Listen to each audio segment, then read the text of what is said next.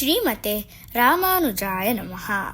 ವಿಷ್ಣು ಸಹಸ್ರನಾಮದಲ್ಲಿರುವ 20ನೆಯ ತಿರುನಾಮ ಪ್ರಧಾನ ಪುರುಷೇಶ್ವರ. ನಾವೆಲ್ಲರೂ ಧ್ರುವ ನಕ್ಷತ್ರದ ಬಗ್ಗೆ ಕೇಳಿದ್ದೇವೆ.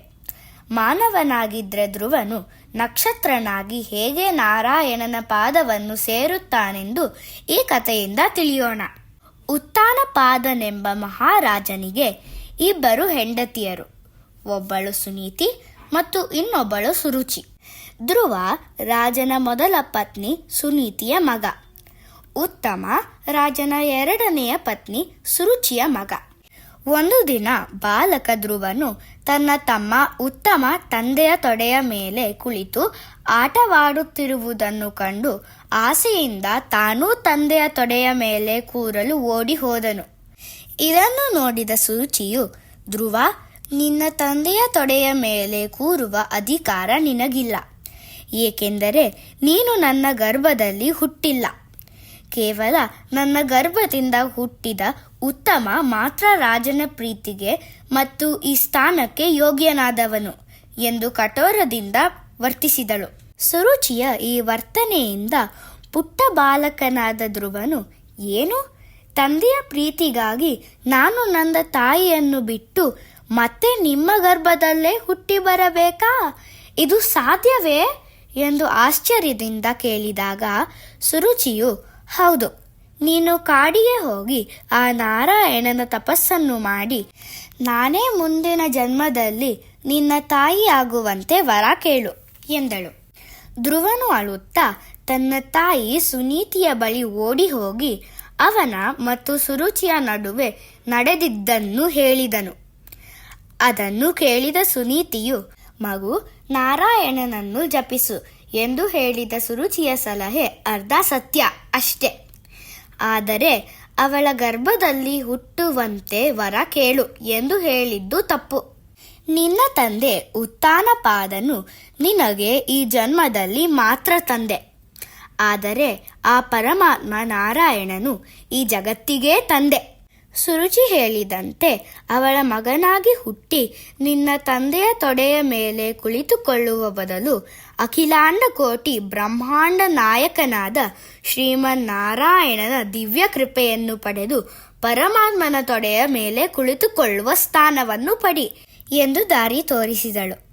5 ವರ್ಷದ ಬಾಲಕ ಧ್ರುವ ತಪಸ್ಸಿಗಾಗಿ ಕಾಡಿಗೆ ಹೋದನು. ದಾರಿಯಲ್ಲಿ ಸಿಕ್ಕ ನಾರದ ಮುನಿಗಳು ಅವನಿಗೆ 12 ಅಕ್ಷರಗಳ ವಾಸುದೇವ ಮಂತ್ರವನ್ನು ಉಪದೇಶಿಸಿದರು. ಧ್ರುವನು ಒಂದು ಕಾಲಿನ ಮೇಲೆ ನಿಂತು ಹಲವಾರು ತಿಂಗಳುಗಳ ಕಠಿಣ ತಪಸ್ಸು ಮಾಡಿದನು. ಧ್ರುವನ ಘೋರ ತಪಸ್ಸಿನಿಂದ ದೇವತೆಗಳು ಗಾಬರಿಯಿಂದ ನಾರಾಯಣನ ಬಳಿ ಹೋಗಿ, ಸ್ವಾಮಿ, ಧ್ರುವನ ತಪಸ್ಸಿನ ಶಕ್ತಿಯಿಂದ ಅತಿಯಾದ ಶಾಖ ಉಂಟಾಗುತ್ತಿದೆ. ಈ ಶಾಖದಿಂದ ನಮಗೆ ಉಳಿಯಲು ಸಾಧ್ಯವಾಗುತ್ತಿಲ್ಲ. ದಯವಿಟ್ಟು ಕೂಡಲೇ ಧ್ರುವನಿಗೆ ದರ್ಶನ ನೀಡಿ ಅವನು ಕೇಳಿದ ವರವನ್ನು ಕೊಟ್ಟು ನಮ್ಮನ್ನು ಈ ಸಂಕಟದಿಂದ ಕಾಪಾಡಿ. ನಾರಾಯಣನು ಧ್ರುವನಿಗೆ ದರ್ಶನ ನೀಡಿ ತನ್ನ ಪಾಂಚಜನ್ಯ ಶಂಖದಿಂದ ಧ್ರುವನ ಕೆನ್ನೆಯನ್ನು ಸ್ಪರ್ಶಿಸಿದ ಕೂಡಲೇ ಬಾಲಕ ಧ್ರುವನಿಗೆ ದಿವ್ಯ ಜ್ಞಾನ ಪ್ರಾಪ್ತಿಯಾಯಿತು. ಮಗು, ನಿನ್ನ ಕಠಿಣ ತಪಸ್ಸಿನಿಂದ ನನಗೆ ತುಂಬ ಸಂತೋಷವಾಗಿದೆ. ನಿನಗೆ ಬೇಕಾದ ವರವನ್ನು ಕೇಳು ಎಂದಾಗ ಧ್ರುವನು, ಭಗವಂತ, ನನಗೆ ಮೋಕ್ಷ ಬೇಕು ಮತ್ತು ನಿಮ್ಮ ತೊಡೆಯ ಮೇಲೆ ಕುಳಿತುಕೊಳ್ಳುವ ಆಸೆ ಇದೆ.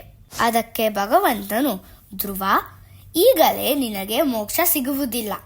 ಮೊದಲು ರಾಜ್ಯವನ್ನಾಳು, ನಂತರ ನೀನು ಆಕಾಶದಲ್ಲಿ ಧ್ರುವ ನಕ್ಷತ್ರವಾಗಿ ಬೆಳಗುವೆ.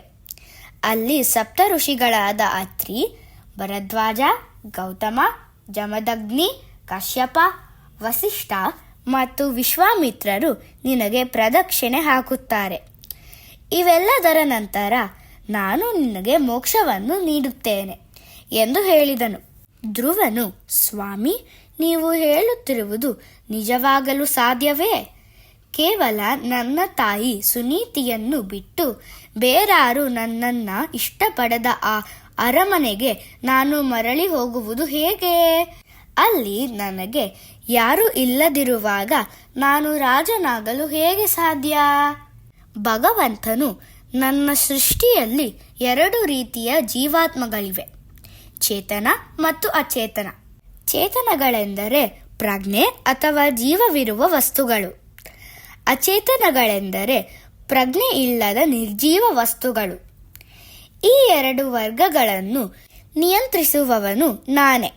ಈಗ ನಾನು ನಿನಗೆ ಆಶೀರ್ವದಿಸಿರುವುದರಿಂದ ನೀನು ಧೈರ್ಯನಾಗಿ ನಿನ್ನ ಅರಮನೆಗೆ ಮರಳಿ ಹೋಗು.